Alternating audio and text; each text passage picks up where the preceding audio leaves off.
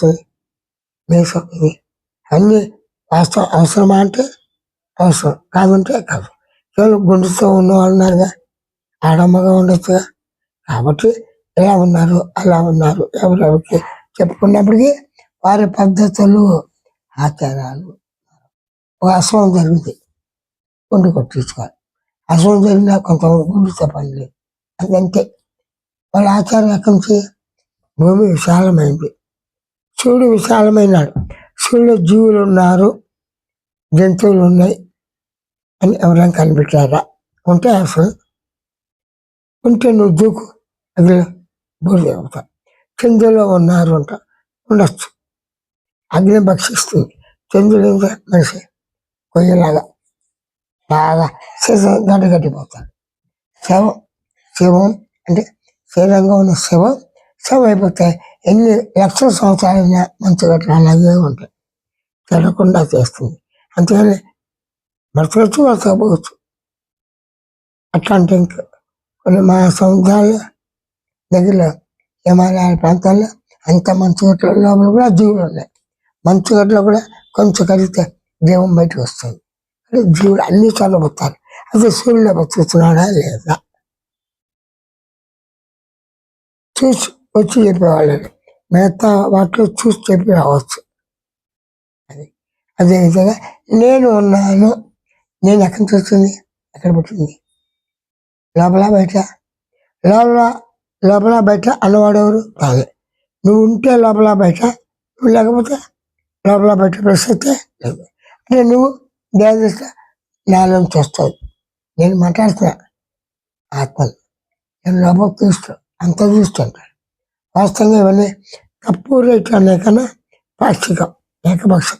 కాబట్టి ఇవన్నీ అందరికీ అంగీకారం కాదు. అది మీరు చెప్పేది అంగీకారం అంటే అది నువ్వు నిర్ణయం చేసుకో, అవునా కాదా అని. ఎలాగా? ఎరుక లేకుండా, స్పృహ లేకుండా, గమనిక లేకుండా, గుర్తు లేకుండా, సంకల్పం లేకుండా, నేను నిశ్శబ్దం చేయకుండా, భావం లేకుండా, తలంచకుండా ఉన్నాను అనగలరా ఎవరైనా? ఏ ఒక్కరిని తీసేయండి. చిన్న అణువులు ఆకాశతత్వం, వాయుతత్వం, అగ్నితత్వం, జలతత్వం, పృథ్వీతత్వం మొత్తం ఉంది. అణువు మట్టి, కణం, కణం అన్నీ ఉన్నాయి కదా. చిన్న ఆవగింజ, మరిగింజ ఎంత బాగా చలి, ఇంకా సూచన ఉన్నాయి. వాటిలో చుట్టూ పెద్ద ఇచ్చులు ఎంతో ఉన్నాయి. ఉన్నాయా లేదంటే? ఇవన్నీ పరిస్థితి అందరికీ నిలబడుతున్నాడు. అబద్ధం అంటాడు, చూసా కరెక్ట్ అంటాడు. ఆ విధంగా ఏ వ్యక్తి ఒక మత సిద్ధాంతాలు కానీ ఒక పద్ధతులతో ఏ దాన్ని కంట్రోల్ చేయడం అనేది అసంభవం. మనసు కొంచెం వస్తుంది కంట్రోల్, అంతే. మాట్లాడకూడదు అనుకుంటాడు, కామ్గా ఉంటాడు, అంతవరకే. పూర్తిగా ఉన్నాడుగా, లోపల అనుకుంటాడు. మళ్ళీ అనుకోవటం కూడా మాట్లాడేగా, భావ ప్రకటన. లోపల బయట వాక్కు, శరీరం, నేను ఉన్నాను. ఇవన్నీ సహజంగా జరిగిపోతున్నాయి. నీకేం కావాలి? మత్తుగా, హాయిగా, ఒక ప్రశాంతంగా నిద్రించు. ఎందుకు? నిద్రపో మిత్రమా, నిద్రపో బాబు.